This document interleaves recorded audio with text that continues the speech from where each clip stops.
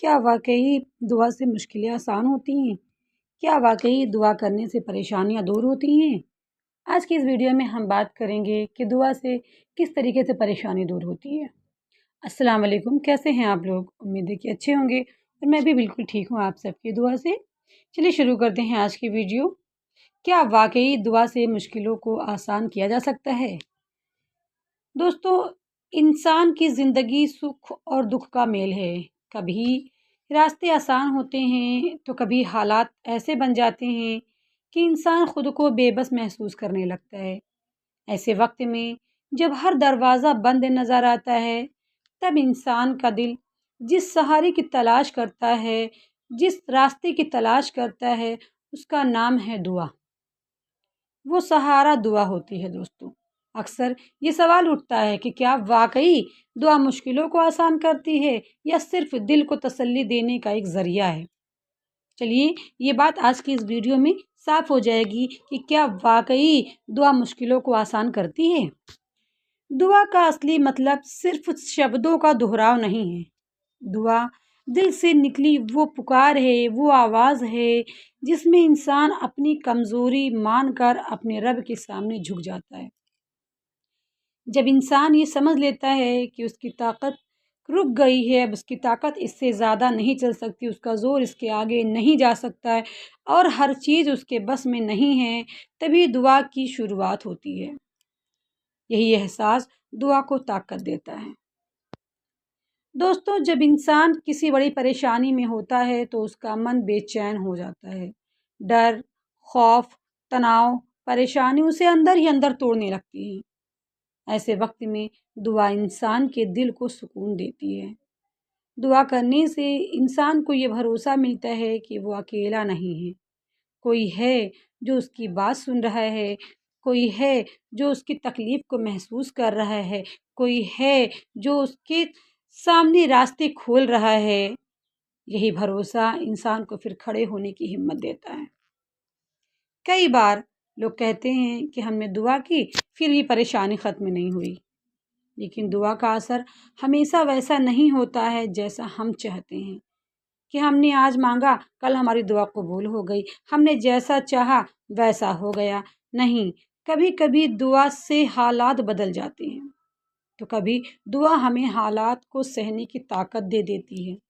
دونوں ہی صورتوں میں دعا بیکار نہیں جاتی۔ اگر مشکل ٹل نہ پائی تو دل میں صبر اور ہمت آ جانا بھی ایک بڑی راحت ہوتی ہے۔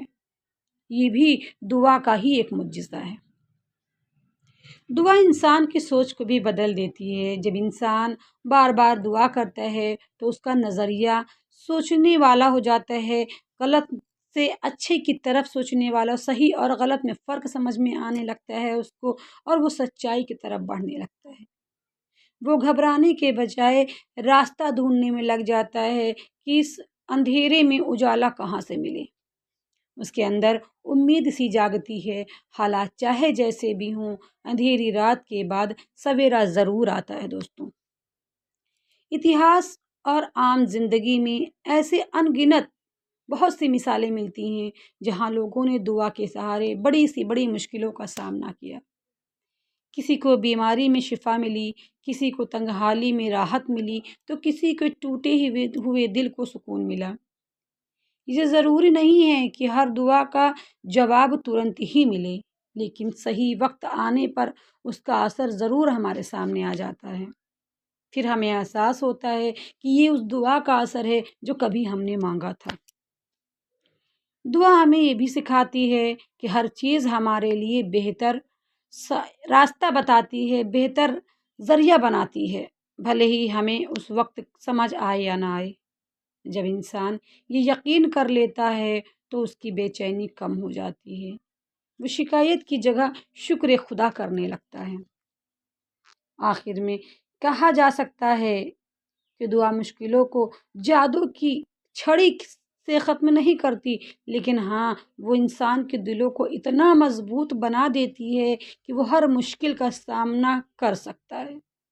دعا انسان کو اس کے رب کے بیچ کا رشتہ بنا ہے، اور یہی رشتہ بڑے سے بڑا سہارا بن جاتا ہے۔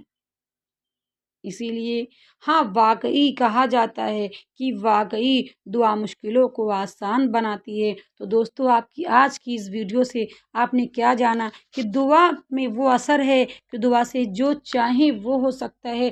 دعا پریشانی کو دور کر سکتی ہے، دعا بلاؤں کو ٹال سکتی ہے، دعا مشکلات کو حل کر سکتی ہے۔ یعنی دعا اگر ہماری جائز ہے تو اللہ رب العزت اس کا صلہ ہمیں ضرور دے گا۔